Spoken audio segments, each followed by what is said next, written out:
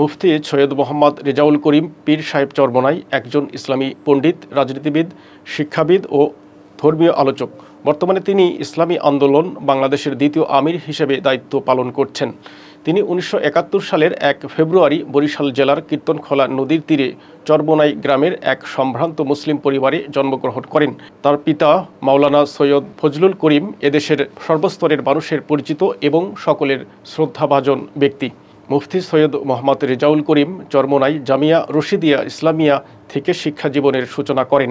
1991 সালে এর আলিয়া শাখা থেকে কামিল পাশ করেন। এরপর বরিশালের সাগরদী ইসলামিয়া কামিল মাদ্রাসা থেকে ফিকা ও হাদিসে প্রথম বিভাগে উত্তীর্ণ হন। তিনি জামিয়া ইসলামিয়া দারুল উলুম মাদানিয়ায় কিছুদিন পড়াশোনা করেছেন। শিক্ষাজীবন সমাপ্তির পর তিনি চরমোনাই জামিয়া রশিদিয়া ইসলামিয়া আলিয়া শাখার শিক্ষক হিসেবে যোগদান করেন। বর্তমানে তিনি উভয় শাখার প্রধান পৃষ্ঠপোষক। এছাড়াও তিনি বাংলাদেশ কুরআন শিক্ষা বোর্ডের সভাপতি এবং বেফাকুল মাদারিসিল আরাবিয়া বাংলাদেশের সহসভাপতি। ছাত্র জীবন থেকে তিনি ইসলামী শাসনতন্ত্র ছাত্র আন্দোলনের সঙ্গে জড়িত ছিলেন।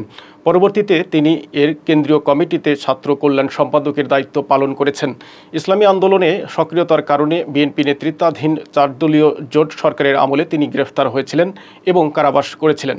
1994 সালে তার পিতা সৈয়দ ফজলুল করিমের থেকে তিনি খেলাফত প্রাপ্ত হন। সৈয়দ রেজাউল করিম তার পিতার ইন্তেকালের পর থেকে অদ্যাবধি পর্যন্ত অত্যন্ত বিচক্ষণতার সাথে দরবারের সবগুলো মিশনের প্রধান হিসেবে দায়িত্ব পালন করে আসছেন।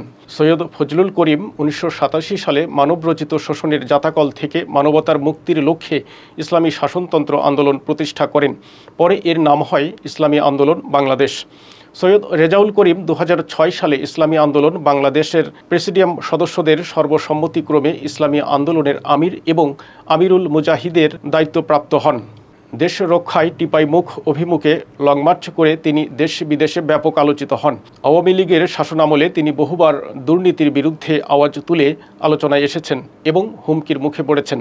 তারপরও নীতি এবং আদর্শের ওপর অবিচল থেকে দেশ ও ইসলাম বিরোধী যে কোনো কর্মকাণ্ডে সর্বাগ্রে মাঠে নেমে ইমানি দায়িত্ব পালন করে আসছেন।